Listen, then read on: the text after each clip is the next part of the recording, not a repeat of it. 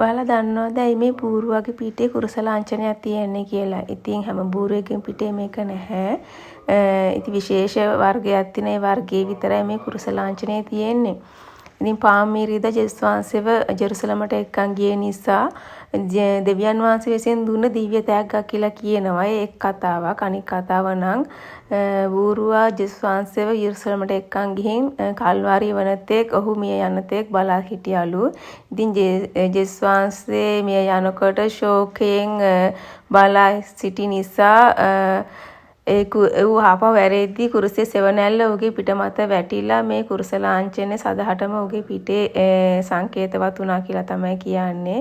ඉතින් කතාවල් ගොඩක් තියෙනවා. ඊයේ මම මේ පණය එළියොස්ස පල්ලියට ගියා. ඉතින් ඒ පල්ලියේ තමයි මේ බූරුවා හිටියේ. එතන උද්‍යානයක් තියෙනවා එතන.